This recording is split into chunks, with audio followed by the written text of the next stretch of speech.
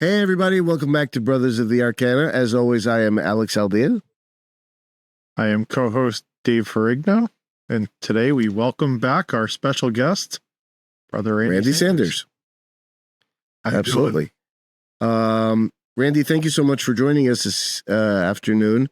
Once we started chatting with the guys from the Masonic Roundtable, we figured that we've been sort of studiously avoiding the concept of Masonry. And what a silly thing that is, because we're all Masons, and we should talk about it because I think it's something that people might get a lot out of, especially if they haven't joined the fraternity or are thinking about it. So I think it'd be a cool idea to do so. Dave, you want to start us off with any particular questions? Because I know I have a bunch. No, you can start us off today. You sure? All right. I'm positive. Well, let's start out with the interesting bit, because it's always curious to see how people come to the fraternity. What could you share a little bit about your journey that led you into Freemasonry, and sort of what inspired you to not only join but to continue? I joined because I thought it was going to be more of a mystic path. I thought that I was going to go join in and jump right into some massive esoteric knowledge and be deeply rooted in incredible secrets and find out where the lost treasure, national treasure was, and go find out the secrets of the Da Vinci Code. And that didn't happen. So suffice it to say you were disappointed. I was, there's so many aspects to Masonry. Let's all start off with, I don't say anything that represents the Missouri or New Jersey or any of the other Grand Lodges or jurisdictions. Opinions are my own. Brothers, I know the same for you. There's no, we're not trying to represent anybody. What we are going to do is have an open conversation and transparent conversation about that. We will. That's kind of important to say, because, if I'm representing the Grand Lodge, I'd probably say something like it's a fraternity and leave it at that, because the Grand Lodges, exist. Honestly, the Grand Lodges, here's my transparent opinion, is there to keep us out of trouble, keep us from doing stupid stuff. And if you've been into certain lodges and you know what I'm talking about, that they decide they're going to go off and have a pancake social at a event that we probably shouldn't be at, and cause bad light to come onto the fraternity and say, oh, you guys are mean, evil, nasty people because you associate with those people. I'm using that as a stupid example, but it has happened. It's happened. Yeah. These people think that, because we have some person who is in a different group at the same time they were in Freemasonry, that all Freemasons must be that way.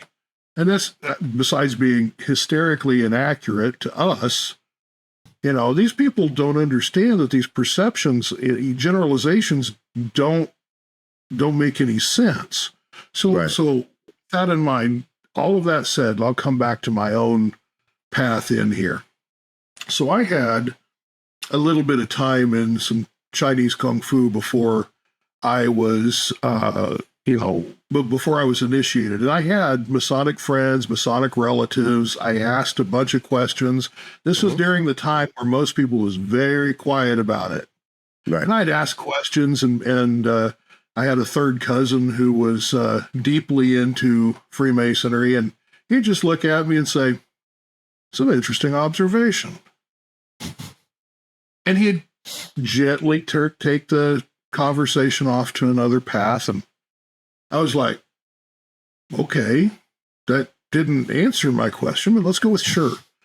What I found after I joined the fraternity was that there's so many different paths within Freemasonry, so many different things we can do. There is the fellowship aspect. There is a wonderful, wonderful fellowship aspect. You cannot get that in most other organizations. You really have to be embedded into a military unit to get that kind of cohesive brotherhood. You really have to have, when I say trial by fire, well, in the military case, that's true. They're shooting at you, right? But if we're different from the Lions Club or the Civitans or the community groups because there is that initiatic experience. Now, once that initiatic experience is done, do you pursue it? Well, that's a choice. That's an individual choice. Do you want to get deeper into what that means?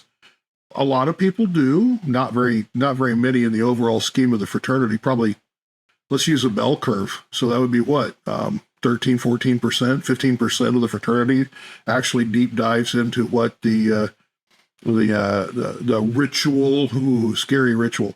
The ritual says, and the scary ritual is a look at yourself.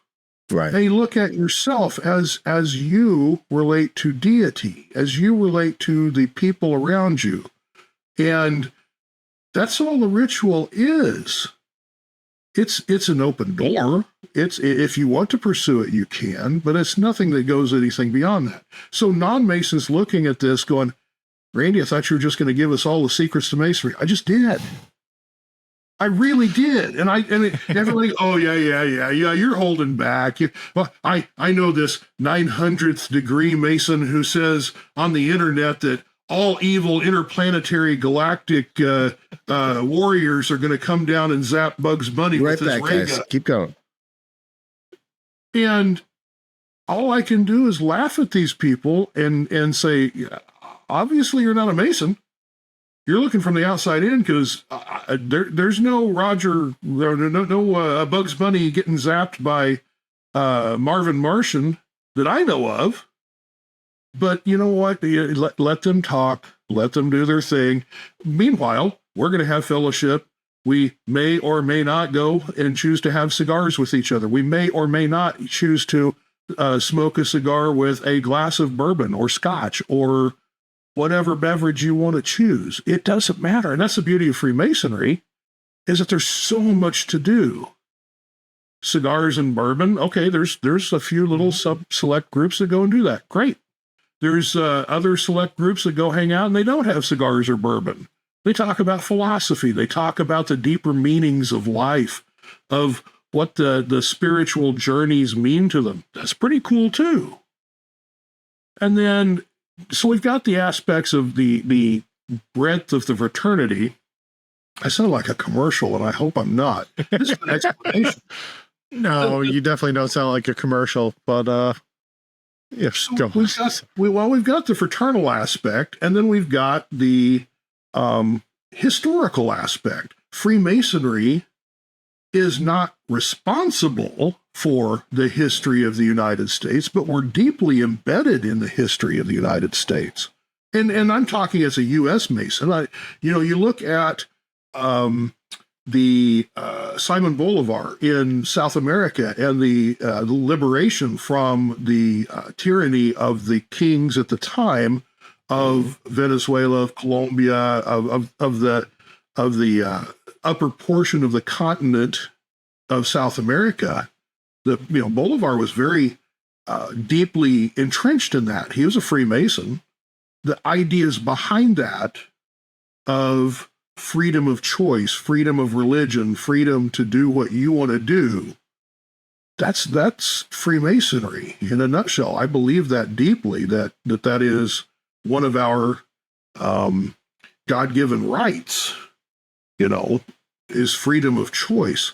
With that in mind, so Freemasonry is in history very much embedded in all of the liberation of humanity from the from tyranny. And Albert Pike writes deeply about that in several of his books. Morals and Dogma, he probably spends over the course of the book 100 pages on fighting tyranny.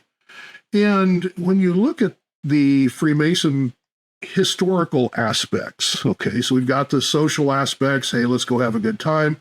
You got the You've got the aspect of the historical. We all know some historians, some Masonic historians that are really good at what they do and putting this stuff together. A lot better than me. I'm not a historian. Like Brother De Hoyos and those guys. He redid Morals and Dogma, right? So apparently it's a much easier read now than it was under Pike. So I've got several different copies, one of which is annotated by Arturo De Hoyos, and his annotation does help. It does help a lot. Once you get into some of the other writers of the era, it's a lot easier to read Pike. He's not the only one that wrote that way. He's just the one that we make fun of because of the long run-on sentences, almost as bad as me. It's kind of long-winded, that Pike. He says a lot of really good stuff, though. As much as we complain about difficulty to read and all the stuff that he does, go open Morals and Dogma, read a paragraph, and just sit back and think about it. It doesn't matter which paragraph. It is. And I'm not any kind of a Pike worshiper or any kind of, oh my gosh, he's the greatest thing since sliced bread. But at the same time, I have a lot of very deep respect for what he did and what he said, because some of that understood that Morals and Dogma is his own private thoughts on the 32-degree system of the Scottish Rite. He wasn't planning on publishing that out going, hey, everybody, look what I think about this. This was things that he had compiled together and put together for himself that he could go back and reflect upon himself. He wanted to go back and be able to go, all right, I just taught this degree. It's been a few years ago. I've communicated this degree because they actually didn't do plays, certainly no video back then, but no plays, no production, no nothing. And degrees were communicated, like me talking to you guys saying, hey, this is what happened in the degree. This is what these guys said. This is how this works. And with that in mind, he wanted his own compiled set of stuff that he could go back and review, reflect upon, think about, contemplate. And that's one of the things that we try to get across. I actually taught a class on Morals and Dogma. And one of the things I tried to get across with that is, as we go through these chapters, I don't care what's on the surface level. You guys just read what's on the surface level. Let's think about what those philosophies mean. What does that mean to you? How do you apply that? Because you can read it all day long, but if you don't apply it to your daily life or to your own thoughts, it doesn't make any sense. Or to me, it doesn't. So we look at returning to the original subject. I know it was a long time on this. I walked in because I thought I was going to get deep into symbolism and become the next, what's the guy's name? Langdon? That's the character from Angels and Demons. Yeah. So I thought I was going to turn into the next symbologist Langdon. Well, I did follow that path and work on becoming a symbologist, but the reality is I enjoy the fraternal aspect of the fraternity. I put up with, because I'm not a historian, the historical aspects of the fraternity. I enjoy some of it. And then there's a lot more to it. There's administrative. There's how to run a meeting. There's things that are so embedded in us now that we don't even think about. But how many kids out of high school have no idea what they're getting into when they walk into their first business meeting? They have no clue. Right. Oh, I did that in college. I had to work with a work group. That's not quite the same thing when you got somebody sitting across a table from you really wanting to take everything that you're saying and scrap it. Right. The negotiation piece, the what is important piece during a meeting. Freemasonry, that's part of Freemasonry. We learn how to have meetings. We learn how to deal with people who are not necessarily in agreement or in alignment with us. And we find ways to come together with an idea so that we do have agreement. No, yeah. Sometimes we don't, but that's anywhere. But the really cool thing about Freemasonry is we do it in a manner that is, I was about to say safe space. That has a lot of other connotations. Let's go with let's not go there. Yeah, sacred space is probably a better way of saying it. Sacred space. Yeah, exactly. So go ahead. That was my introduction. I love it. I love it. I actually wanted to go into something about Pike, if that's okay. Now he's got a question. Okay, go ahead. So I know you mentioned morals and dogma. So obviously in that, Pike kind of described the Entered Apprentice, Fellow Craft Master Mason, an introduction, the symbology behind or symbolic nature of Freemasonry. I know he doesn't explicitly say it, but the phrase Freemasonry is the esoteric front porch. How do you? He does. Because Pike basically emphasized, layers of esoteric wisdom, right? And the deeper meaning and mysteries and degrees. But I just kind of wanted to circle back on that. And, how do you feel Pike, through his interpretation? Would you say that, he's incorporating a lot of the elements of the Kabbalah, Hermeticism, ancient mysteries, and, other philosophies into Masonic philosophy? Absolutely yes, but maybe not in the manner that outsiders might assume. So let's take this from two different directions. I'm Mr. Joe Outsider. I know very little about Masonry, but I'm going to go knock on the door. You walk into the lodge, you see a whole lot of strange things around you, and there's a couple of columns that are sitting there, and there's an altar in the middle of the room, and you're like, oh, what am I getting into? And that's not, when you walk up to the altar in the United States, when you walk up to the altar, it's the Holy Bible. Right. We're not telling you must be Christian to do that. We're saying that we adopted the Holy Bible, and you've got Masonic brothers on the other side of the planet that don't have the Holy Bible on their altar, but we're still brothers. The point is that we're not a religion. We're not a religion. Aren't we, though? We got people who think they are. Well, because you got Tim Hogan saying it's the primordial antediluvian religion that we've gotten pieces of, right? And Masonry isn't the whole thing, but it's what we could salvage out of whatever that was, and then sort of move it. So I think that's an interesting thought or viewpoint. We call it a handmaiden to religion, right? So in a lot of respects, but what do you think it is? I think that Freemasonry is an initiatic school, and the schooling is not a prescribed course that you must do this and you must do this and you must do this. We have a set of degrees that are moral lessons that are based on morality. The lessons are transcendent of just the morality, though. They work on who you are, who you really are, and your deep relationship with the divine. I really believe that. Now, I can go into some depth here, but we really don't have time for that. Apologies. What we do have, if we want to look at Freemasonry as I can't go with religion. I'm going to have to argue with Tim, and not like set myself up as being some kind of Masonic scholar. What I disagree with is Freemasonry doesn't offer a path to salvation. What Freemasonry offers is a path to your own self and better connection to deity. And you can call it all kinds. Isn't that the same thing, though? No.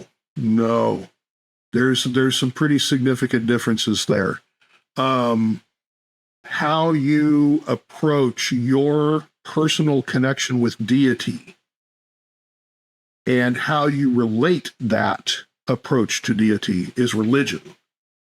How you go about your own personal journey within that religion, or if that's what you're going to ascribe to or your path, then Freemasonry gives you steps that you can take to become better within that person. Be a better moral person, be better in your religion. Freemasonry gives you a structure in which you can advance your own self in that journey.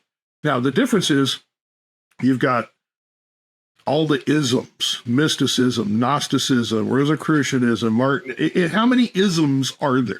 There's a lot of isms out.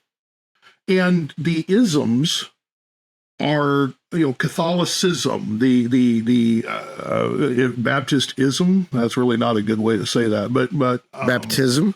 Baptism. There we go. All the isms, and the isms are your path, whether that be whatever that structure is that you want to use to get to deity. Freemasonry encompasses all of that, and then also restricts yourself to that. It says if you want to use this in your path to your salvation, whatever that church is, then that's an option to you. Now, if that's an individual path that's not through a specific church, we're not opposed to that, right? Freemasonry says, I don't care which God you believe in, as long as it's one single deity.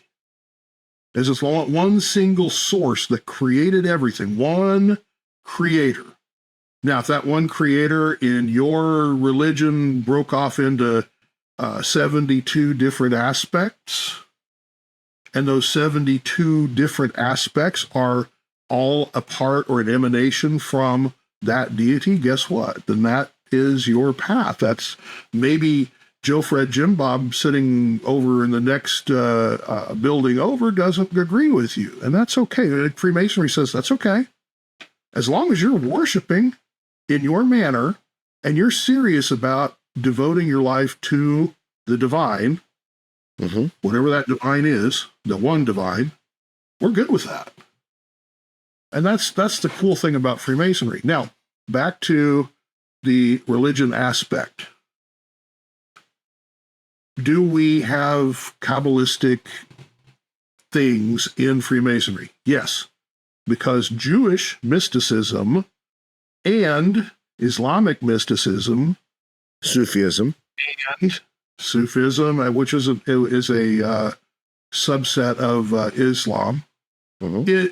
All of these, again, isms kind of focus together. Kabbalah, if you look at Kabbalah and you look at maybe the Tree of Life and you look at the Kabbalistic approach to things, to dumb it down, Kabbalah for Dummies, I guess, it's a template.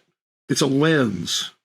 It's a lens. It's a structure. You can set the structure of the Kabbalah over the text that you're reading, philosophy, religious text, whatever, and say, oh, well, this text is saying ABC and Kabbalah says ABC, but Kabbalah says it this way, but it's the same thing. This is how this relates. If you understand one, then you can find the relation to the other. So Kabbalah is a really cool way of looking at other philosophies, Taoism, Buddhism, the religions of the various religions of the world. Look at the philosophies of pre and post Socratic Greece. You can use Kabbalah to look and see why and where morality fits into Platonic and Neoplatonic writings. These guys are all saying, they're not saying the same thing. They're saying a lot of the same things, but they're saying it in different ways. And we then turn around and take the Kabbalah and say, oh, this is the pillar of mercy, and here's the pillar of severity, and they're opposites. And how do we integrate that, and how do we make sense of that? And what we're doing is we're looking at the pendulum swing. There's no difference. There's something that's on this side. There's something on this side. Light, dark, negative, positive, whatever it is. And then we find where that integration piece is. And is that something we want to pursue or not? So Freemasonry doesn't take it that far. Freemasonry says, yeah, it's out there. You can go study it. We're not going to go teach it to you. that where you said the outer porch, I'm circling all this back to the outer porch. It took a long way to get there. So Pike writes about the outer porch. He writes a book called Porch in the Middle Chamber. Fine. Is that right? Porch and Middle Chamber? I think that's it. Mm-hmm. And he talks about this stuff. He also talks about the outer porch as being the first part of the initiatic experience, and is a choice whether you want to go. But you got a bunch of doors into Freemasonry, and one of them is history. One of them is the social aspect, the fraternal aspect. One of them is symbolism, symbology. One of them is the deeper studies into this. One's a deeper studies into this. Is that where you want to go? You can't lump Freemasonry into all of those or any individual thing because it doesn't fit. It is. Well, is it right to try to make Freemasonry into a more esoteric body, or to try to fix the stuff that's wrong with it, that we think is wrong with it, or any of this? I mean, you start getting into the ideas of a certain amount of frustration when, we're out for hookah with a certain bunch of guys that I'm sure you know well, and we were talking about, to some level, a bit of frustration because, you try to fix something in the fraternity, and then if 3 other things break, or there's other stuff that happens, and you're like, what? I'm sitting here with my fingers in the levee, and then just like 5 other things start springing a leak. Now, look, not everybody's going to look at it that way, right? So we want certain things to happen. Maybe we're more esoteric. We'd like to see more esotericism. Other guys couldn't give a fig about esotericism at all. They want bourbon and cigars. I'm a big bourbon and cigars guy. You're a big bourbon and cigars guy. David, we all want bourbon and is cigars. Quite a degenerate. So, as far as that goes, we all want bourbon and cigars. But, where's there room for stuff like this? Yep. And whatever. Other stuff of all kinds. It just, there's got to be room for that too. So yeah, when you say outer porch, that's fine. But if we have other more esoteric things that we're parts of that is a lot of fun and very interesting, then I guess it's okay to have both and not try to make one into the other in a certain way, right? Fair enough? In Freemasonry, we are taught that we're builders, that we're builders of the temple, that the temple is our own internal temple. We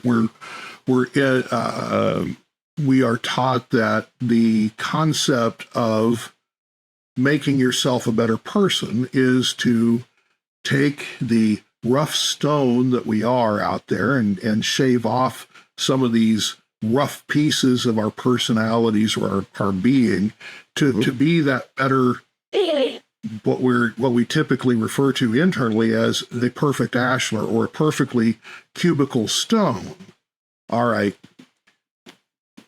How that journey is, that's the beauty of Freemasonry, is how that journey affects us is an individual basis. Let me say it in a different way. There's a huge, huge outer porch. We're all on the outer porch. We occasionally pass through the door into a historical deep dive or a esoteric deep dive or a cigar and bourbons deep dive. But if we stay in that too long, then our senses get warped. And I know a lot of Masons who have taken that way too extreme. To take the cigars and bourbon thing and that is their thing. Oh my gosh, we need to start a new club. Maybe that's not a bad thing. Maybe that's not a good thing. Right. And it's up to us to make sure that, it's up to ourselves to make sure that our internal ashlar is squared. Are we doing this because we're going on an extreme and this is a distraction from what we really need to do? Is that hookah bar really what we need to be doing tonight? Is that the best use of our time? And the answer may be yes. Mm-hmm. Answer very often may be yes, because you have a reason to come together as a fraternity with our brothers, get together and talk, blow off steam, whatever it is that needs to happen for your better mental sanity. I don't know. But there's a reason for that. There's a reason for the esoterics. There's a reason for the history. There's a reason for the little cars in the parades running around. There is? I'm not aware of it. That the charity of giving children the gift of health for free is one of the best charities I've ever heard. And I love that. Maybe the guys take that a little too far at times, or a lot of times, but the concept, the underlying reasons that they do that are solid. But we're all on that outer porch. We live on that outer porch. We're Masons. We come together on that outer porch. Mm-hmm. Certain doors, because it's an initiatic experience, have been open to us that may not be open to Joe, Fred, Jim, Bob. Guess what? We're not the only initiatic experience out there. By far, we're not the only initiatic experience out there. Let me pick on what we do in a ceremonial form, and then relate that to a way different experience. Okay. Almost polar opposites. We do a Masonic meeting. We come in, we open the lodge up with certain ritual that says, "Lord, please be with us." Okay, and we mean it. And we want to make a holy and sacred space. Then we meet. We argue, spoiler alert for all the non-Masons out there, then we argue over stupid stuff like whether to pay the light bill or not, which always gets paid. We argue whether a $10 a year dues increase may be out of order. We do really stupid stuff when it comes to the business meetings, but we also do really cool stuff. We occasionally have people come in and speak. We talk about philosophy. What are you doing this week? Welfare of the Masons. Who's sick? What can we do to help them? Who among us have an illness or something that is there something that we can do? We're definitely going to pray for you. And then what? Is there anything we can do beyond that? Do you need chicken soup tomorrow? We'll go deliver chicken soup tomorrow. Whatever it is. Then we close the lodge. We thank deity. Thank you for being with us. We really want you to continue to be with us in all of our doings, whatever it is. And we go our separate ways. And we do what's called a festive board. In a lot of lodges, the traditions are coming back. The old traditions are coming back. They still do this in some areas. They get together and they have a meal together. Sometimes it's very formal, a very formal meal. And they have a big layout with who knows what for food, and they have who knows what for libations. I'll leave that alone. They may have all kinds of different alcohol in there. But they come together afterwards because they labored in the quarries or whatever they want to call it in Masonic terms, but they worked. Now they're going to come out and they're going to have a meal together as brothers. That's important. They're going to have a festive board of refreshment. They're using, again, Masonic terms just because they went and they worked. Okay, now it's time. They did the work. Now it's time to celebrate. Think about a Grateful Dead concert in complete opposite direction, though. These folks may have taken entheogens, psychedelics. They might have smoked THC, cannabis. They might have imbibed in all kinds of different things, trying to get whatever experience that they got, and sometimes they're going to get that experience. Hopefully it's a good one. Hopefully. They're going to go off and they're going to go do their own thing. And in their own way, that's their own version of an initiatic experience. Then they come together with the concert, and the concert starts, and they partake in the concert. They are part of that concert. They're part of the working of that concert, because there has to be an audience if it's a concert. And the concert experience itself then becomes their own version of a festive board. We're not alone in what we do in Freemasonry. Now, I don't know of anybody taking entheogenics before they walk into a lodge. Certainly think that would be, I cannot imagine doing something like that. I cannot imagine any of us doing that. But the point is, that's polar opposites. We do it this way. They do it this way. You got so many other groups that have some kind of initiatic experience that do things in their own manner. Boy Scouts Okay, so let's talk about that. Yeah, so you got the York Rite and the Scottish Rite, the two main branches off of the Blue Lodge. How would you say their teachings and rituals differ from the Blue Lodge and from each other? Okay, there is not a secret in how this connection works. There are some jurisdictions that will not be real happy with me saying this openly, but a lot of other jurisdictions are completely open with it. And once you get that many jurisdictions that are telling openly things that exist out in Freemasonry, then I can't imagine it's any longer a secret. You've also got, I can think of half a dozen authors that have explicitly said this. So before anybody comes after me for saying this, go look at your library.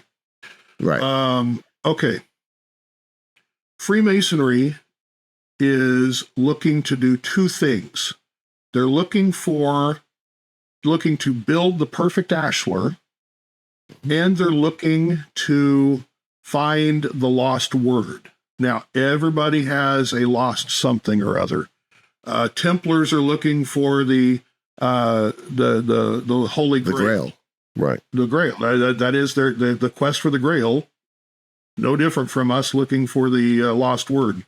The Rosicrucians are looking for the internal flame. The Gnostics are looking for the internal spark.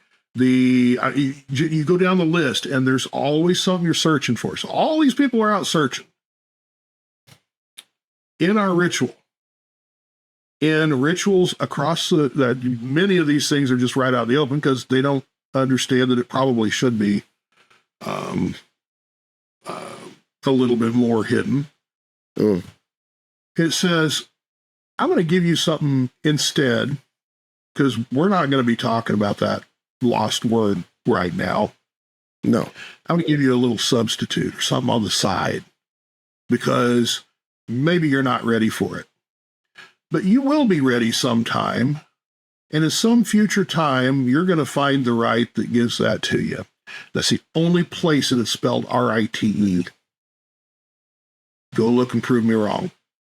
Only place that is not spelled R-I-G-H-T. It's spelled R-I-T-E. What are the only two rites that are adopted in your jurisdiction? York, Scottish. Memphis and Mizraim. No. I love that answer. What I just said is not a secret. Scottish Rite and York Rite, both, all these guys. I just came from a York Rite conference. Love those guys. I'm about to go to a Scottish Rite conference. Love those guys. They're fantastic. Yeah. What do they come into Blue Lodge and say? Well, if you want to learn more about Freemasonry, join the York Rite. If you want to learn more about Freemasonry, come join the Scottish Rite. Mm-hmm. Why are they saying that? What did I just say? Because they need butts and seats. Yeah. So and when you put that together, okay. So the York Rite and the Scottish Rite are the colleges of Freemasonry. You just graduated high school. Now they're the colleges of Freemasonry. You're going to go learn so much more about Freemasonry.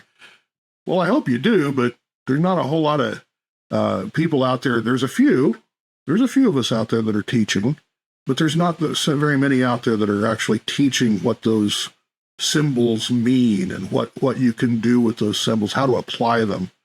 And so we're told in Blue Lodge ritual that, hey, this is good stuff. You keep working on this, you're going to find it someday. You know, and if you don't find it, then here's a hint. And can somebody do a full experience, initiatic deep dive, and do everything that they need to do with just the Blue Lodge degrees? Yes, that's why we say things like there is no higher degree than Master Mason. Right. If you seriously deep dive, then yeah, the answers are there. Most people aren't going to do that deep dive. And those that do are going to find, oh, there's other brothers that are doing this deep dive, and I can find them here, or in the York Rite, or the Scottish Rite, or whatever. There are other places that these exist. Now, I personally love Scottish Rite, love York Rite. I think those organizations, oh my gosh, they have so much depth in symbolism, and the degrees are beautiful. You watch the degrees, you're going, wow, somebody put a lot of thought into that, because they're, you know, lots of lines to remember. I'm not a ritualist. I appreciate those guys that are, that can just ramble off lines and lines and lines. They're very good at what they do. So there's a lot of beauty there. The Templar orders, oh my gosh, those things are gorgeous. You just sit and watch those. Don't let them actually, because here's another secret. Almost never do they have enough people for all the parts in the ritual. So I'm going to grab people off the sidelines. You be this person. You take this role. You take this part. If you can actually get to a point where you can sit back and watch and just appreciate the beauty, oh man, what an experience. So coming back to your point, there are, it's hard to put into words. Yes, I'll leave it with this. Chuck Dunning wrote a book. Let me put this up here. This is all about using just the three, and it's not a huge book, it's a good book. It's about a couple hundred pages.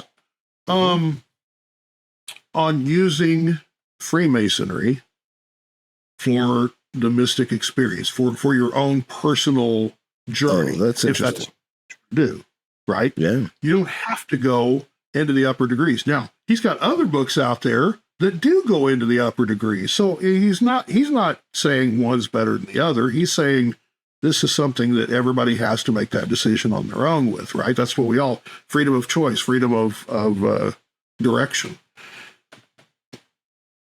So I don't want to put words into Chuck's mouth, so I'm going to leave it with, there are books out there that talk about the initiatic experience. There's books out there that talk about Jamie Lamb's Approaching the Middle Chamber. What a great book on the Fellowcraft degree and the concepts behind, not just the degree, but the concepts behind it. And, you know, there's a lot of Masonic authors out there. You know, the lay people are going to read this and they're not going to understand half of it. And that's unfortunate. It uses a whole lot of Masonic speak when you start talking about, smoothing your ashlar instead of saying working on your personality, or in maybe in Jung's concepts, working with the shadow self to get rid of some of these nasty things that you've accumulated over the years, right? So facing some of these things that you've worked with, working through them, and getting into the deepest aspects. Here's another secret. We don't make a big deal of this, but it's true. You forgive yourself for the bad stuff that you've done in the past, and suddenly everything opens up. That's no secret to Masonry. You got Alcoholics Anonymous say roughly the same thing. I've never been through AA, but I understand it, and I see the same parallels. I see the same parallels with the seven steps of highly productive people, whatever it is. And those programs that are based on this, parallel Freemasonry. Imagine that. So, sorry. Okay, so I'm done. You guys. Well, so it's an interesting point because you know so much, clearly, even in this interview, extremely complex topics. How do you introduce these topics to a new member?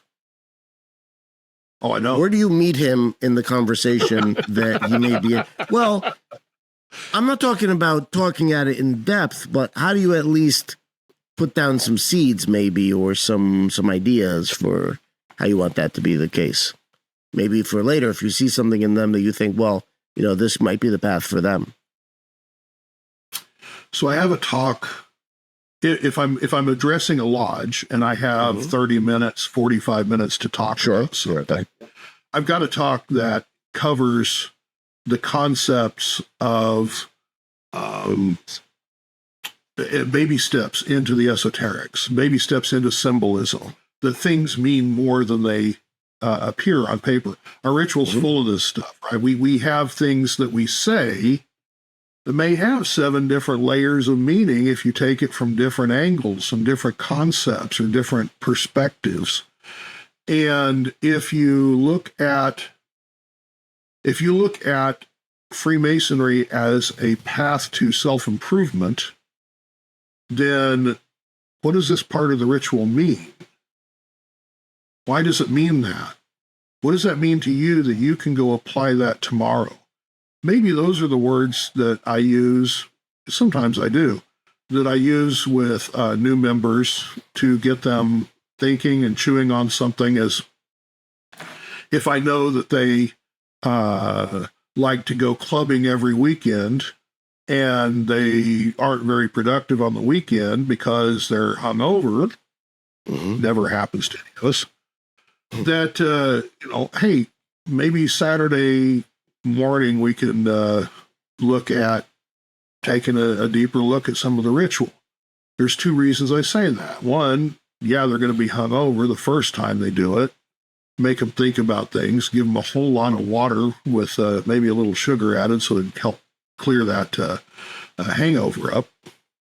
But the next piece is, subtly, I'm explaining a little bit more of the ritual. I see lights go on in their eyes going, And as soon as I see that, I'm going to stop, because they need to chew on that for a while. There's something that needs to percolate in there for a bit. I like to ask questions. I'll come up to somebody, when I know that they're looking at things. We have a Mason that recently approached me saying, I'm not getting it. I'm not understanding why we're doing what we're doing. Is this all there is? And he's been exposed to the green beans and stale coffee, but he hasn't really gotten. You guys have green beans over there too? Why is it the bane of all Freemasons everywhere? Because it's easy. It comes out of a can, and you can pretend like it's a green vegetable on the plate. But seems to me the reason, I don't know. It's when he came to me, I said, it's a deeper discussion.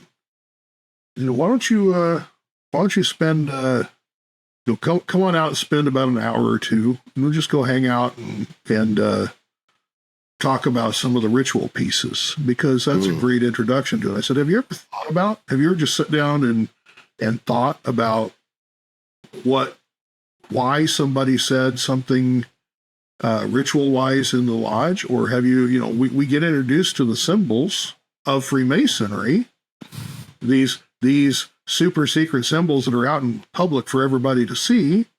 Have you ever just sat and stared into space and thought about why we use the square and compasses?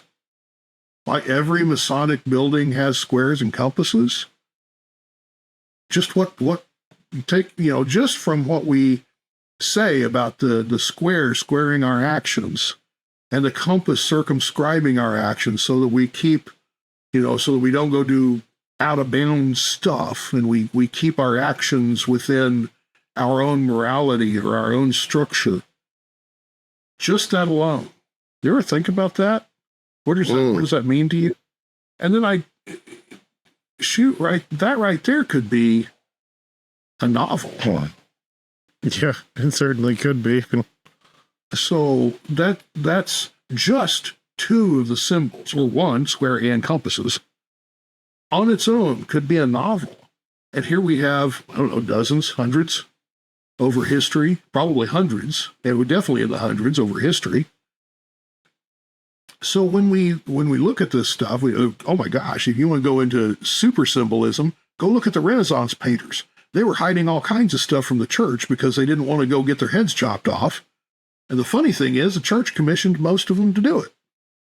So, and the hidden stuff in plain sight is like, the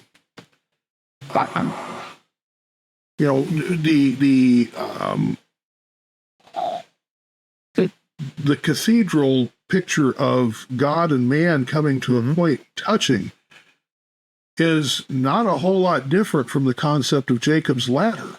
Right. But it doesn't have Jacob's ladder in the picture. Doesn't have that concept in there. There's a lot of angels in that picture, but they're off to the edges. In the painting, I should say. What was Michelangelo thinking? He's thinking he didn't want to get his head cut off, so he put the stuff in a way that was not crazy. If you go look at the David, the one hand is huge. I mean, it really is like this big. The other hand's about like so, more normal size. A David is 14 feet tall, 12 feet tall. Yeah, it's a big statue. These symbols out there are in plain sight. Nobody's hiding anything. Freemasonry isn't hiding anything except the how to recognize each other piece. The rest of it's all out in the open. We just put it into a little compact little set of, we call them degrees, but they're little morality plays, and say, oh, by the way, if you look at this symbol, it means don't be a dumbass. Really. That's how you look at these symbols, you go, this is how you live a moral life. Don't be an idiot. And suddenly things start dropping into place. Oh, you mean if I don't be an idiot, then better things happen to me, and I start focusing on positive things, and positive things come to me? Oh my gosh, this is great. Then they go off and do something stupid again, and stupid stuff comes to them. You can't stop them. And you can't fix it. For them. You can't fix stupid, Randy. You just can't. No, so what do you tried to fix? Not you. What about the idea of the Masonic legacy? Have we completely, trodden it underfoot in terms of what these original Masons are trying to do? How good a job are we actually doing at preserving the original legacy of Freemasonry, whatever that happened to be? And before you start answering that one, I will say that, and we did talk about Dr. David Hawkins last time around, the idea of keeping holy company, which is why I think, yes, it's not a religion, but it's pretty close in certain respects, because what we do when we're together, when we experience the mystic tie, I think we're better for it. And when you leave, you're a better man than when you walked in there, ideally, if you haven't argued over stamps too much and whatever else we do. But yeah, please go ahead. What are your thoughts? I want to argue about stamps. Just kidding. All right, let's do it. One of the things I did when I was master, the way we did it. When I was master, Pluto was a planet. That's right. Yes. Yeah, and that's another topic to get into later about people that have been Masons for 40 years that think they know better than everybody or whatever else. We'll get into that. Sorry. Dave's favorite topic. No, there's no fixing Masonry. When I give a talk and somebody starts down the path of the way we're going to fix Masonry is to do this. We got to stop this and do this and whatever. I always ask them very nicely and redirect the conversation to after the meeting or after the presentation or after other questions have been asked, because they're not wrong. They may not be right, but they're not wrong. I'm happy to hear every brother's idea no matter where that comes from, on what they believe is going to fix Masonry. Because oftentimes when we get to that second level of what they're saying, and we drive down to the core of what they're saying, it really comes down to, are you doing your entered apprentice lessons? Did you actually follow what they were saying and follow your entered apprentice lessons? And the lessons being, well, you know better than I do what those entered apprentice lessons are. Are you being the better person that you promised you're going to try to be? Right. Really? Are you not talking behind other people's backs? That's a big one. Bunch of gossips. Can't get rid of half the gossiping in any. The whole fraternity is just a massive sewing circle of just like, they're all Madame Defarges just sitting there knitting and saying, I hope they guillotine that guy. No, I'm kidding. But not that much. That might be more of a. Sadly, you're not kidding, though. They're not knitting, but they're definitely. That is not just any one jurisdiction. Oh my gosh. It's across the board. Can you get a bunch of people that are passionate about what they do, and they're not circumscribing those passions? They're out there just blasting away. Nice. That doesn't help. Exactly. Yeah. And then and to me, it gets worse as it progresses upward in the hierarchy. Oh, yeah. Well, there's something to be said for that. We don't want to pin Randy down on that one. He may have aspirations for higher things at Missouri. I love my Grand Lodge officers to death. I do. And the Grand Lodge officers I've met in your jurisdiction, fantastic guys. Really. The truth is, Randy, though, is you don't want Grand Lodge running your lodge, if at all possible. Yeah. And I said this the other day at the York conference, and this is a very true thing. Grand Lodge is there to make sure your lodge doesn't do stupid stuff. Mm-hmm. As long as you're doing Freemasonry and you're not letting your passions get circumscribed, and you're not doing things out of bounds, and you're being transparent in what you're doing, and you're holding people accountable for what they're supposed to be doing. Those are as long as you're doing that, then the lodge is going to function fine. When you get people that are out of balance, when you get people that are trying to do things under the table, when you get people that are not being transparent, suddenly things start to be a little wonky. And that's what the Grand Lodge is for. Now, is a Grand Lodge actually going to come in and do something? We've known too many Grand Lodge officers that are, I hate to say wishy-washy, but they're not confrontational. And you need your Grand Lodge is kind of the parent, right? They need to step in and go, bad lodge, don't do that. And the lodge needs to go, okay, we're not going to do that anymore, and move on. It can be taken to an extreme. You do something really stupid, people are going to get expelled. It is what it is. But that is the deepest and worst of the punishments, and it really has to be held in reserve. When people are expelled, you're taking their brotherhood away from them. Woof. That we throw that term out there. I've heard several folks, famous folks, these people just need to be expelled from the fraternity. I'm not sure that should never be the first punishment or response to any situation. This person is a felon. This person's a felon. What kind of felony? Really? Well, because that could be asked. If there is something that they have done, was it something that we should be taking a look and saying, oh yeah, you can't be a part of this fraternity ever anymore, anywhere? Because what you've just done is say, that is so heinous a crime that we must dissociate from you. You guys do understand that if you're speeding over a certain amount of miles per hour in certain states, it's a felony? Well, in Virginia has that. If you go over 80 miles an hour, you're committing a felony.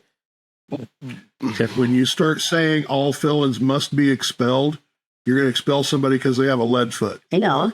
Maybe they were caught in a circumstance that is credible, but they still got the felony for it. Maybe. Well, let me ask you this. Somebody to the hospital and they couldn't get an ambulance in time. How many times have you seen police cars go flying down the road at over 80 miles per hour? Sure. And this, so there's a past there's a past grandmaster that I've spoken to who I hold in very high regard, but he is of the opinion that if you tell a grandmaster to go F himself, you should be expelled from Freemasonry because that's such disrespect that you should be expelled. And I said, the whole point of a grandmaster is everybody should express their opinions in terms of who you are. You're the guy who's running stuff. It doesn't put you above anyone. In fact, you're the biggest servant of all in that sense, or you should be. So you don't hold yourself up to this highfalutin standard where no one's allowed to criticize me or tell me I'm doing bad or launch an opinion, even if it's the F word. I mean, look, if you really hate the guy and he's bothering you constantly, all right, maybe you suspend him during your year, get him out of your face or whatever it is, if it's really that bad. But to expel someone forever, it just seems way too over the top. Well, and the thing is, you would imagine as brothers, you should be able to speak your opinion to that person regardless, because we're all on the level. So, well, that is the actual point, right? I'm not saying to personally attack the individual, but if they have legitimate reasons and points for saying it, you know, I would hope that that leader is open-minded enough to say, okay, you know, I understand where you're coming from and why. Right. Let me address that. I have not read more than 4 Masonic monitors of public ceremonies, so I don't know what's in New Jersey's. But in the 4 that I have read, every one of them, when you have when you install a master or grandmaster, the words accompanying that installation are, to this office we're putting you into, and to the brethren you are going to return. It doesn't say you're going to be grandmaster forever. Guys, there are some jurisdictions, as soon as you hit right worshipful, that is only your title for the time that you are in office. I actually agree with that 100%. I wish that was the case in New Jersey, because it would stop a lot of these guys from continuing to believe that there's something that they're really not. When your life is a shambles, or you've got nothing going on, and you derive your validation as a man and as a success from what you've been able to accomplish in the fraternity, you're on tilt, bro. You're off kilter, because then you're holding the fraternity as the end-all be-all of who you are as a man and as a success, instead of saying, well, I was able to accomplish X, Y, and Z in my life. Freemasonry is just a piece of that. It shouldn't be the whole thing. Exactly. We're talking about Freemasonry overall, and from an outsider's viewpoint, this is something that's very important to understand about the fraternity. We do hold ourselves on the level with each other. There are a few individuals that come in that seek power, and they don't understand that that's not what this is about. If they're seeking power, they're at the wrong place. Because I didn't get any extra power when I walked into the fraternity. Oh my gosh. And me putting myself into a position of authority doesn't give me any power. Maybe I'm a big fish in a very, very, very tiny pond. Very tiny pond. Sure. That doesn't give me squat. There's, any chief of a hospital is going to have a whole lot more power and authority than I'm going to have ever. Sure. As a master, grandmaster, whatever, within the fraternity, because we're not that big. We don't have bajillions of members globally. Right. We don't have a million members in the United States guaranteed. I think I've read figures where people said we're around 3 million in the US. I don't know if that's even remotely close to accurate, because I feel like maybe worldwide, lodges, not in the US. Yeah. Maybe worldwide. But I feel like I still feel like you go to most lodges, you might have the same 15 to 20 people that are active. Yeah. If you have an exceptional lodge, maybe there's 30. Yeah. But the majority of membership really isn't there. Yep. For all the conspiracy people out there wondering what I'm going to say next, just watch us try to plan a spaghetti dinner. We're not going to be taking over the world. It's not going to happen. Just watch us try to pay the bills. It's not going to happen. These people will, you get people who are very passionate about the fraternity, and they're going to express their opinions. Me. And my opinion is that we don't need to be arguing over whatever. Say, in my year, what I did was take all the business and put it to committees, and those committees would have a yes, no, up, down vote. If it included paying the bills, whatever the bills were, that committee will have already talked about it over dinner, over whatever. They're going to come in, they're going to say, here is the committee for the pizza booth at the Shoe Shine Festival. I have no idea. It doesn't matter what. Whatever that committee is, they're going to come in, they're going to say, we want to spend $150. We're going to do this, this, this, and this. We've already talked about this. Pretty much everybody's in agreement. I'm going to say, is there any discussion on this? And there's not going to be, because everybody's already talked about it. And there'll be a yes, no vote. And we move on. That is, am I saying perfect world stuff? I was able to do it. Some people are not going to be able to. That's okay.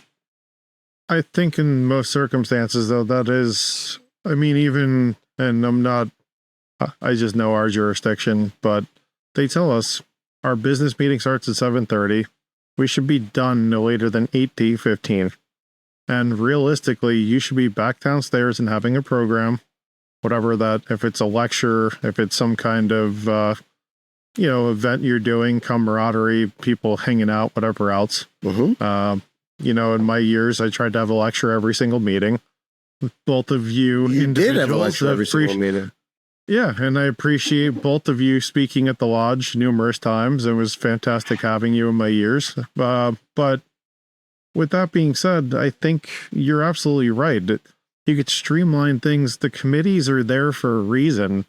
And I feel like, yes, obviously there might be some controversial topics or issues you have to address and discuss openly in lodge, but realistically, those things should be addressed for the most part outside of lodge. And to your point, you should be able to just go upstairs, get the work done, or whatever level you're on. We'll have the second level. So it's, maybe not upstairs for some individuals, but I just mean in the lodge room. But with that being said, I agree with one thing that Alex pointed out, and Randy, you were also alluding to. I feel like a lot of individuals let their ego play too much into their Masonic careers, because at the end of the day, we're all supposed to be on the level. And it doesn't matter if you're the Grand Master. It doesn't matter if you're an entered apprentice that just came into the fraternity. You should be treated as an equal. And, I always kind of say, it's like the whole self-aggrandizing or just feeling super important and pounding yourself on the chest. I mean, even in the master's obligation, then, when they're giving you, the ancient charges, when they're saying, it's like you could feel that pride, but it's like you're there to serve everyone else. And that's important to always remember. If we could just, here's how we fix Masonry. It all boils down to do what you just said. Leave your ego at the door if you can. And the other piece of Masonry is, how do you work on making your ego go away or controlling the ego? I should say it this way. Ego is not necessarily a bad thing. Sometimes we need that ego to move us forward, get us through whatever bad situation we might encounter. The excess of the ego, taking that pendulum to the far side, always has to come back to center. And if it's held there, if it's held up into that far side, not allowed to come back to center, that's where we have issues. That's what Freemasonry is trying to fix, in each of us. The Freemasonry is giving us the lessons that says, hey, with ego, it has to swing with the pendulum. You have to bring that ego back to center and circumscribe it at some point. Brother Alex, you had said, you had asked, what is my opinion on the state of Freemasonry, whether we're too esoteric, not esoteric enough, etc. And then the answer is, we're where we need to be at the moment. I do see that we're on a uphill battle to bring more education to the fraternity. And education is way overused right now. Everybody's saying the word education. Oh my gosh. But the reality is, when we're doing what Brother Dave said, bringing in lecturers, and we're bringing in people to give us different opinions and different things that we can think about.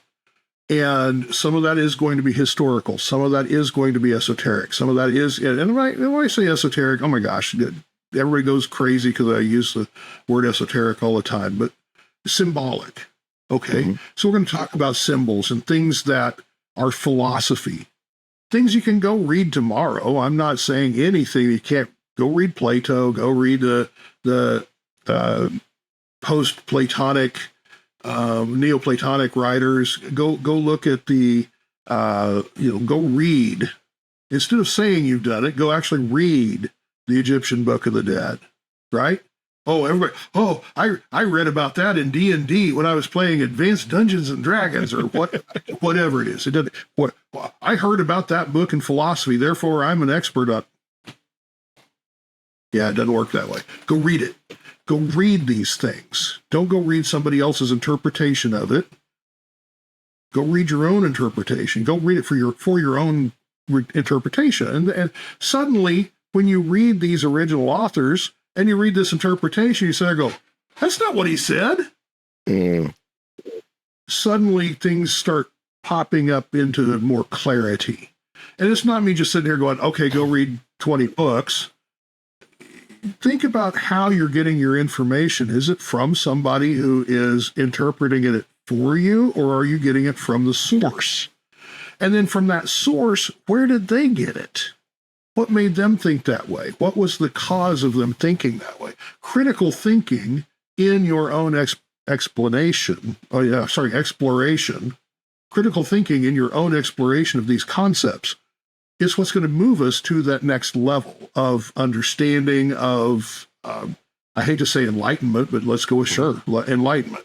I feel enlightened every time I talk to you, brothers, because now I'm thinking about new things that I get to go reflect upon and contemplate, because that's how I learn. Now, where is Freemasonry? It's where it needs to be right now. We've got Grand Lodges that are focused on membership. They are struggling because they've got budgets that are built on having 3 times more members than what we currently have. I hate to tell them this, they need to cut their budgets.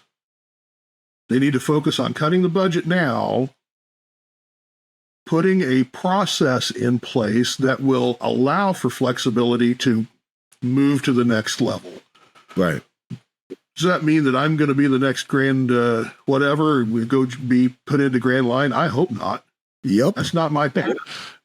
I don't want any part of the administrative part, because it takes away from what I love about Freemasonry, and that is working with you, working with symbologists, working with people that are interested in deeper meanings within the craft. But we still need the historians. Yeah. We still need the people. We still need the people that are going to take time to do the research. One of the things that I got almost turned off and burned out about within Freemasonry, I'm going to pick on something that we as a craft do.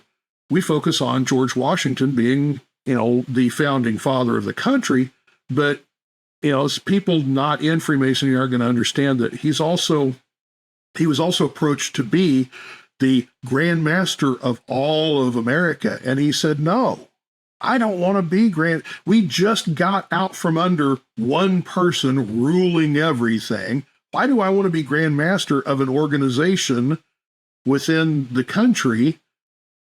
You guys should follow the state model and be self-directed. Work with each other, but be self-directed. I think that's awesome. That's wonderful. Then we have all of the Masonic historians that say George Washington slept here. Right. Means nothing. Yeah, Means nothing. that is true. Now, to change that point, I heard Moises Gomez come on at a Scottish Rite meeting, come in and do an education on George Washington, and he left me speechless because he put context into it. Suddenly, it wasn't just, George Washington was here. He was like, because this was happening, and he had to make this kind of decision. And because this was happening, and this decision happened, these other events happened. I'm like, why doesn't, this is the kind of history that we need. Oh my gosh, Moises is awesome. And Well, yet he is criticized for being too much of an amateur historian, and other guys, we're real historians because we are in Quattro Coronatus or, all this other stuff. And the truth is, Mo knows probably 10 times what those guys know. And he's one of the kindest, most decent people I know. In fact, I just had cigars with him last night. He's just an absolute lovely human being. So he's the embodiment of Masonry, honestly. Absolutely. My point to this is, and to Alex's point, I don't care who criticizes him. And if they do, they don't understand, because he can relate a historical fact to a context that we can use. If I just sit here and say, okay, I'm going to be an educator. Oh, great. I'm an educator. So what? I'm going to teach you what? That this is a keyboard? Oh, wonderful. Okay, because you've never seen a keyboard before. And then what I'm going to do is turn around and now, as somebody who can communicate, I hope I'm going to be able to say, this is how you use it. Because education, for education's sake, is trivia. Yeah. Right? Education for education's sake is trivia. You're absolutely Historical education for history's sake is trivia, unless you can apply it. right. And application is everything. Oh, Randy, you're into that contemplative studies stuff. So what? You know what? Because you said so what? I'm going to leave it at that. It's okay. Somebody else comes to me and says, how does that work? I'll explain how it works. And why it's important. Yeah. And why it's important, and how to make it a part of yourself, and how to take those lessons and be better from it. Because that's my focus. I am a contemplative. I am a esotericist. I am a symbologist. That is what I want to do. Does that make me some kind of super duper scholar? No. No, that makes me somebody who's focused in this one area. Now, if somebody else wants to call that scholarly work, I might argue with them a little bit, because that doesn't necessarily equate, but that's what I do. That's what I love to do. Now, the Grand Lodge, those folks need to be administrators. They have to be administrators. They have to make the tough choices. They have to do all of that with transparency, with understanding that we're on the level. The historians need to figure out how, if some of them do, some of them don't, figure out how to make that contextual. Arturo, when he was doing the Morals and Dogma annotation, made it contextual. When you read Morals and Dogma, and he said there, okay, hey, this is why he said it that way. That's critical. You get your own perspective. You get to think about why Pike might have written it this and this way. But if you don't understand that, Pike was a Civil War general for the Confederacy. But people don't understand, he wasn't sitting there going, slavery is awesome. He never said that. He never said slavery is the way to go. What he was co-opted into the army, and he did his duty as he was being told to do it. And as he was working to do his duty to his country, it happened that he was on that side. You look at his philosophy and his writings, he never defends slavery. He's always all about the freedom of oppression, not the other way around. Well, let me ask you this. Yeah, because there are some tales that he was part of the Ku Klux Klan, or at least the beginning pieces before Nathan Bedford Forrest created the Klan. So, what can we say there? I mean, yeah, I don't. I would have to see evidence that was true, because you look at the philosophy that he wrote and what he had he never meant to publish Morals and Dogmas. That is about as close to internal philosophy as you can get. He never meant for other people to read that. That was his own notes on the degrees and such. And he goes on and on and on about duty and getting away from tyranny and the equality of man. He doesn't spend any time sitting here going, except for this race.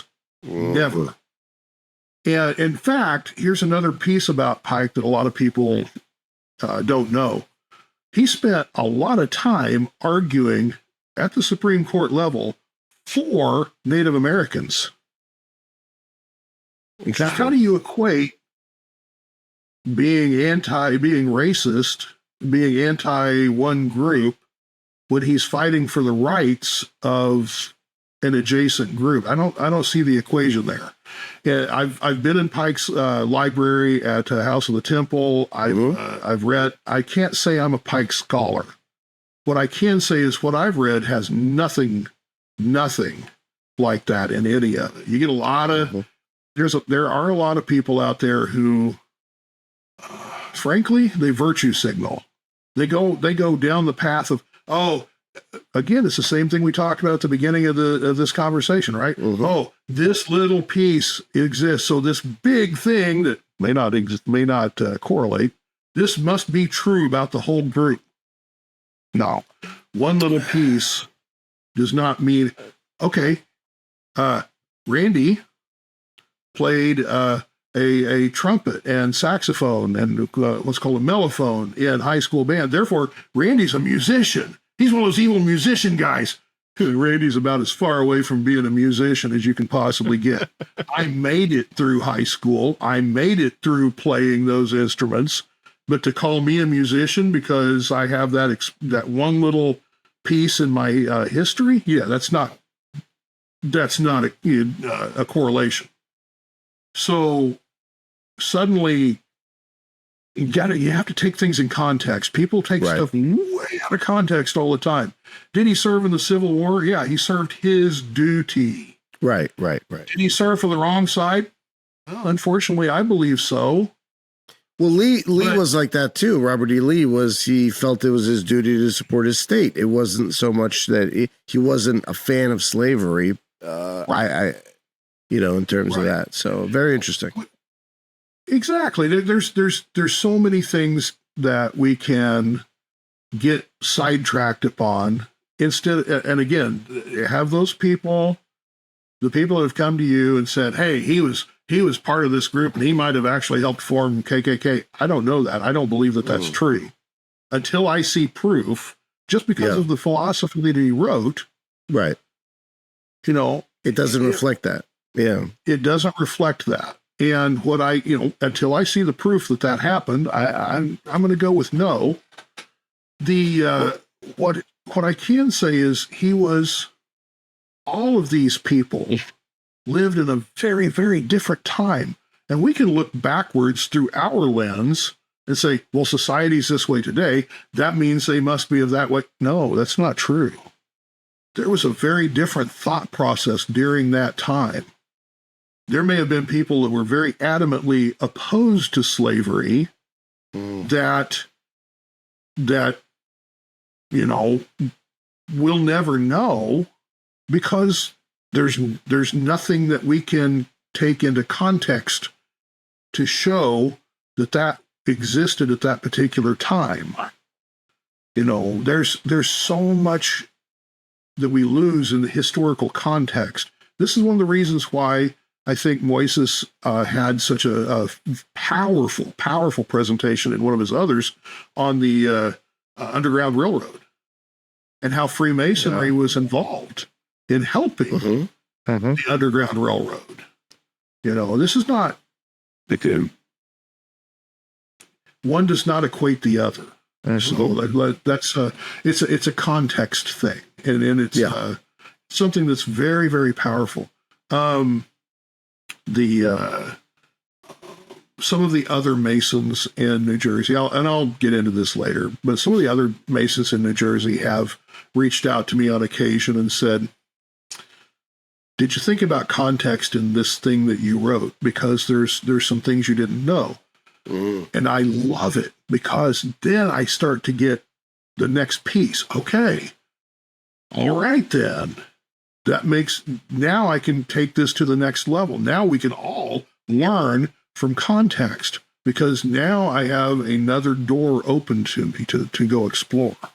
So sorry to go off on that, but that's a... No, but you started talking about how Masonry is the front porch of certain esoteric ideas. Some people call it a clearinghouse of esotericism, where basically people come in and then they sort of shoot out from there to various other things.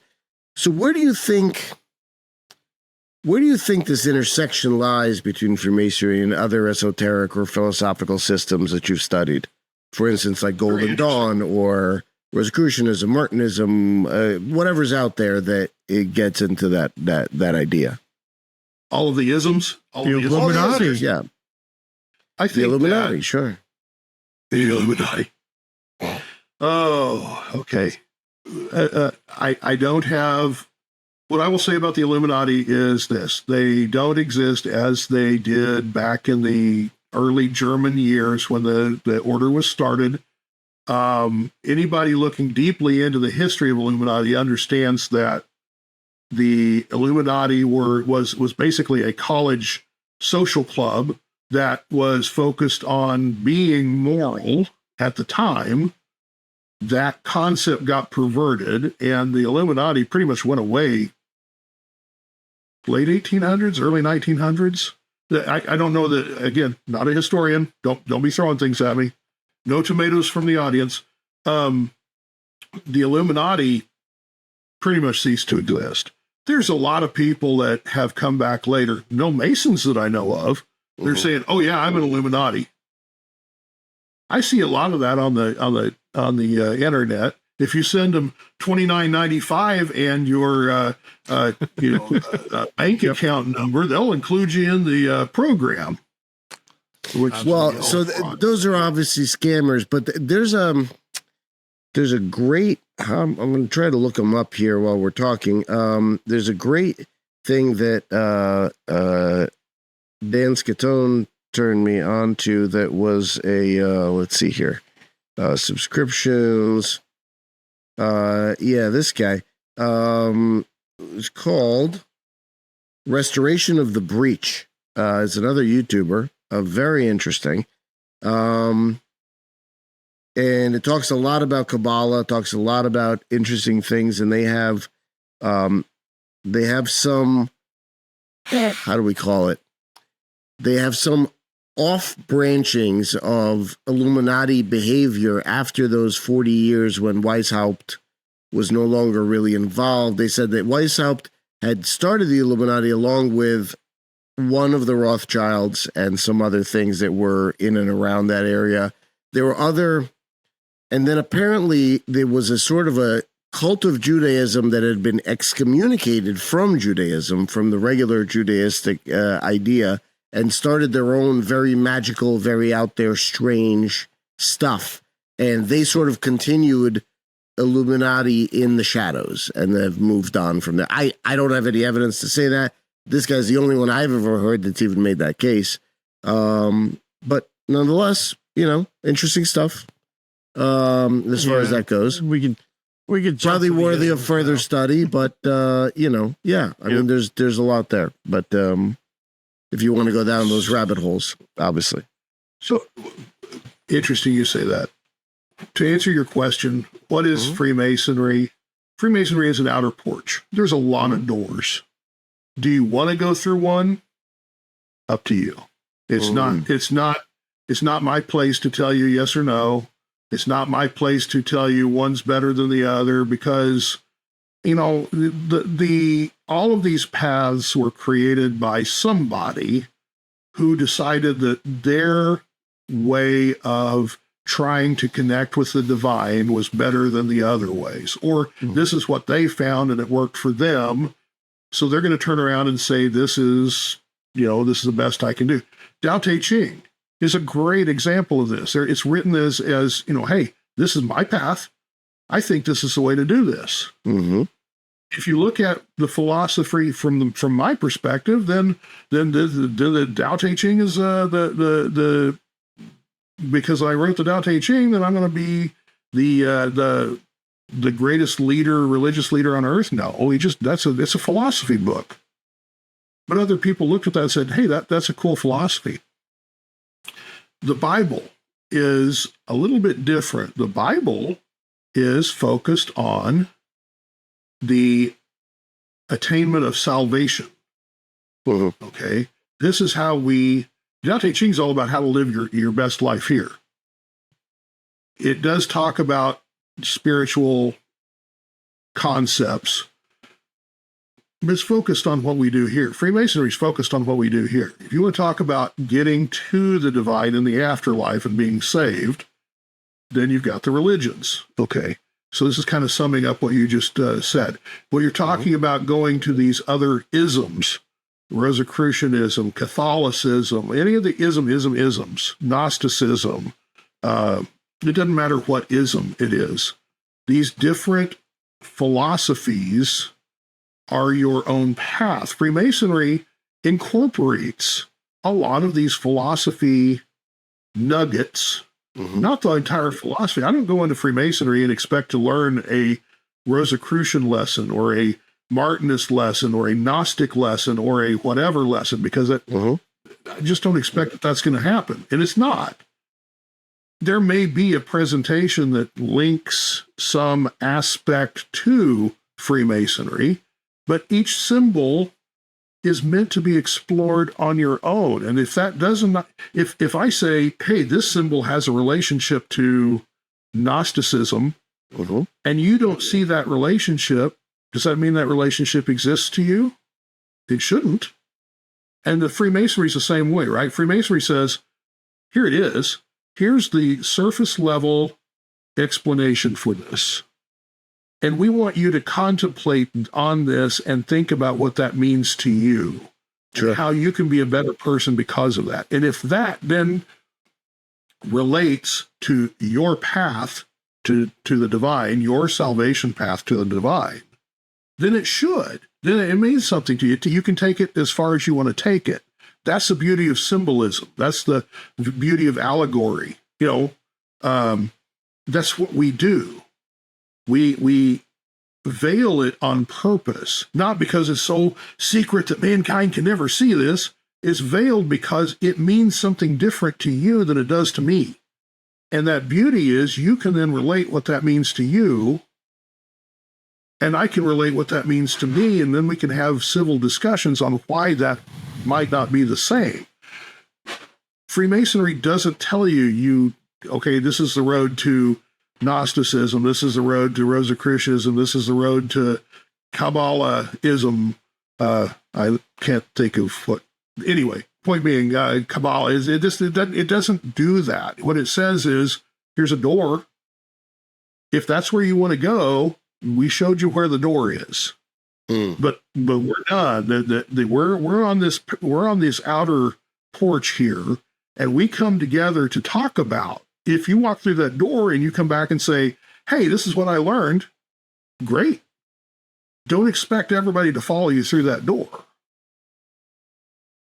And that's the difference between Freemasonry and the Western esoteric, Eastern esoteric traditions, the different shamanism, any of the isms are behind those doors. If you want to go explore, great. Come back and tell me what you found. Mm-hmm. So that's why Freemasonry is so special, and that's what sets it apart from everybody else, is because we have no expectation of bringing everybody with us down into those through those doors. Freemasons are like, okay, there they are. That's open for you. The initiatic experience is those doors are now open. Mm-hmm. If you want to take those doors and go explore, okay, be very careful. We're here for you, but don't expect us to go wandering through those doors too. If it's not my path, I'm not going to do it. So there's a door for historians. There's a door for everything. All those doors are open. Well, so here's an interesting idea. We talked about the idea that Freemasonry is not a religion because a religion has some level of salvation associated with it. Although I think if we think about it, we know that that's not 100% true, because Buddhism doesn't really have a salvation component, neither does Taoism, and they're still considered religion. If we add in the idea that we are God beyond our ego, and we posit the idea that we're creating through Masonry a relationship with ourselves, I would potentially say that you're talking about a salvation experience and you're talking about a religious experience. If we go that route, your thoughts? It's not a new concept to me, and I can't disagree with that. That's not necessarily my path. Mm-hmm. So if that is a path that you want to,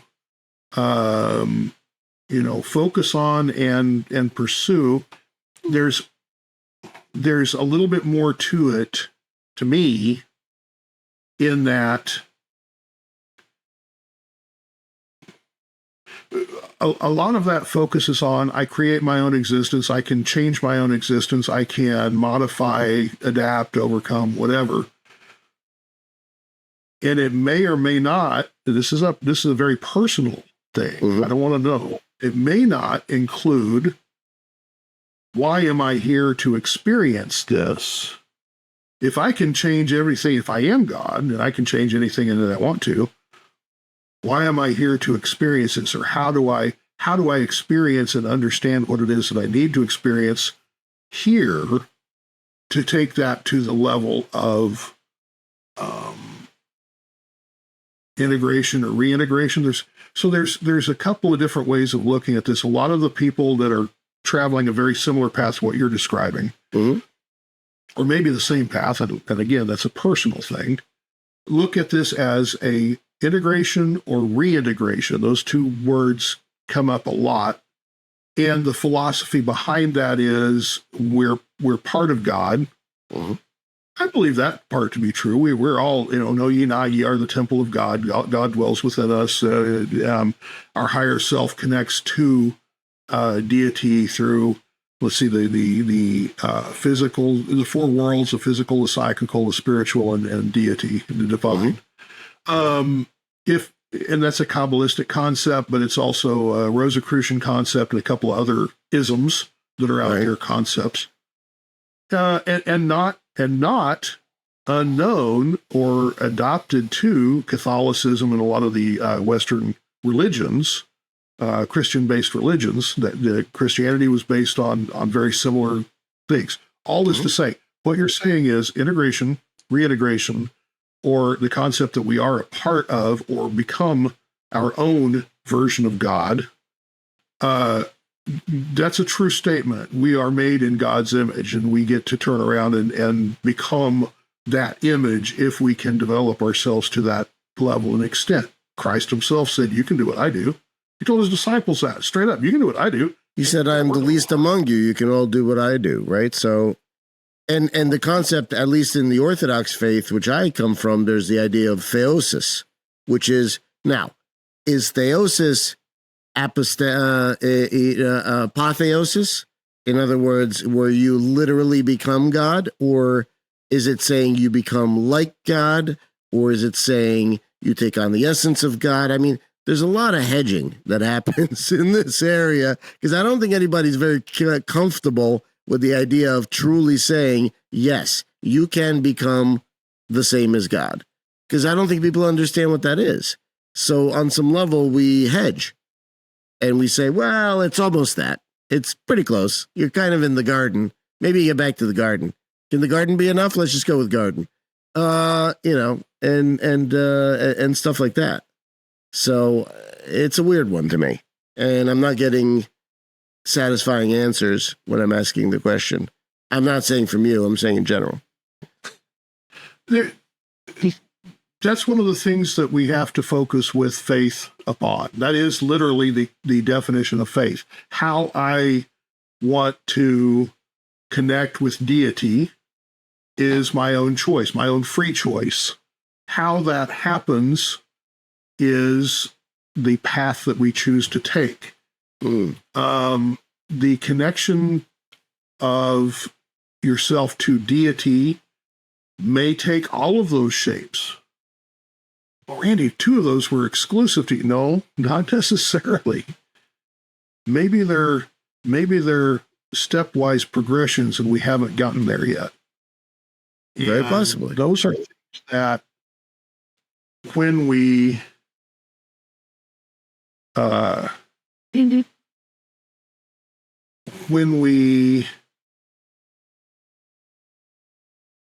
the only way to that point is a self-experience, and there's no, I think Christ did the very best that he could to give us the lessons of that transformative experience. I think that the Buddha, Bodhisattva, did the very best that he could in trying to relate that experience. I think that all of your prophets from you name it, across the globe have done what they could to explain them as best they could, how to follow those footsteps. I don't disagree with what you said. I think that there's a lot of, it sounds like it's mutually exclusive, but I don't believe that it is. Yeah, to some extent, it almost to me feels like I think people their gut sense tells them what the path is, but they're not comfortable with that, and they want to try to minimize it because otherwise they feel like they're totally egomaniacal if they think that, and there are bad examples of egomaniacs that do think that, but they think they get sucked up into their own ego like Ziggy Stardust. So, it's like one of those kinds of things. Yeah. That's what I'd say about that. A lot of it is wrapped in our own ego. A lot of it. I think you're absolutely right. I really agree with what you just said. It's a very deep statement. When we focus on our own personal beliefs and path, where does that lead us? What does that mean? Is it best for us to do the path alone? Is it best to do it with the company of brothers in Freemasonry, like we're doing now? This is the best example of Freemasonry I can give you, is that we're talking about our own individual beliefs, paths, philosophies, and we're able to communicate them without argument, without insults, without mudslinging. Oh my gosh, this is phenomenal. This. If there's anything else I could leave the viewers with right out there now, is this discussion on some of the deepest, most sensitive things that we feel and believe are open for other people to talk about, to discuss. And I'll have people, I can absolutely have people come up and say, Randy, you're wrong, because the Bible says this. Okay. All right. And they believe, they have faith that they are right. God bless them. It's nice to have, I talked to a buddy of mine who's a born again Christian, and this is not an indictment on born again Christianity by any means. I think it's whenever I've been to his church and stuff, but like on some level, I say, and again, it's my personal opinion, I look at it as a very simplified version of Christianity, almost like you're hanging out in the front hall of what Christianity could be. And you're like, I'm happy here. And if you're happy there, be happy there. And that's a great thing. But if you want to know more and you want to get into the esoterics, you want to get down rabbit holes and really find out the mechanisms of not only Christianity, but a lot of other religions around the world and all this other stuff, it's there for you. Yes. And So- it should be. It should always be all open to everyone.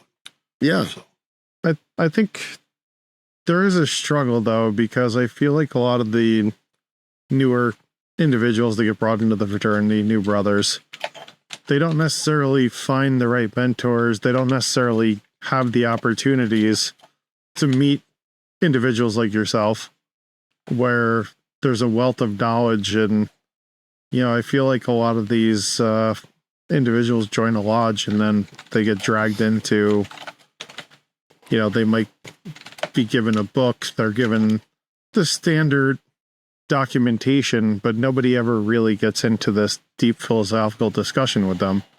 And I think that's why, in a lot of ways, we haven't retained a lot of individuals. I think we've lost so many people in the fraternity because guys come out for dinner, which is great, and then they sit in a meeting. You can't agree on the electric bill, even though you got to pay the damn thing anyway. And, you know, it's like you go home.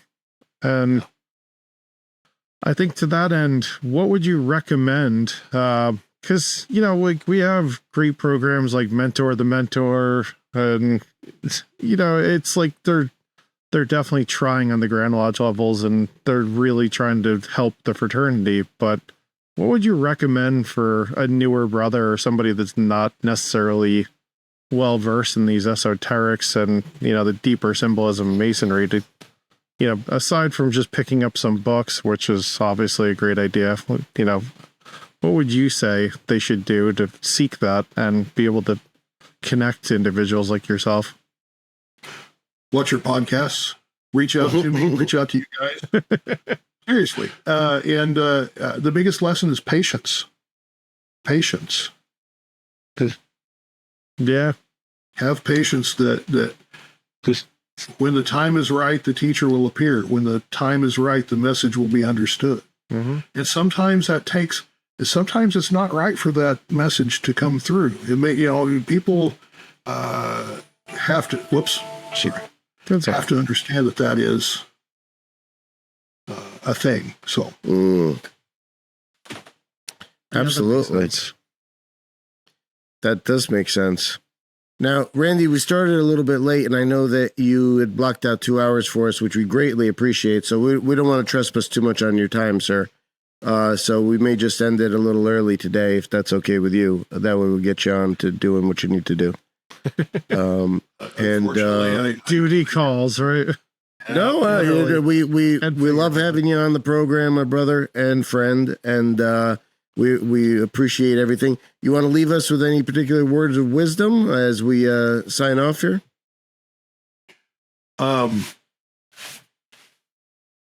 The only path, no matter what religion, no matter what philosophy, no matter what you're looking at, no matter who's telling you any different, the only path that's out there, listen to the original teachers. The only path that's out there is within. You must contemplate, reflect, meditate, whatever the word is that you want to use, it has to be within. And then, if you fully understand inside from deep meditation, deep prayer, deep thought, then you can externally reflect that back out to the world. That's Masonry. That is all of the philosophies. That's everything. Love it. Love it. Thank you so much, my friend. Thank you. Until next time. Absolutely. It's been a pleasure having you. Until next time, Got to this get has you back been, on with I was going to say Yeah. with Ben Wallace and Well, we We'll have a want to bigger bring Ben roundtable on. Yeah, I've discussion. been trying to get him to nail him down to get him on here, and that'll be a lot of fun. Also, we'd like to try to get Bob Davis if we can. That would be a lot of fun to chat with him. I chatted with Chuck over the weekend, by the way, and he's seems to be feeling okay. And just we had a great conversation. So, but yes, until next time, this has been Brothers of the Arcana. I am your host or co-host, Alex Aldea. I am co-host Dave Ferrigno. Thank you very much, Randy Sanders, for joining us today. Appreciate it, brother. Take care, brothers. See you next time. God bless.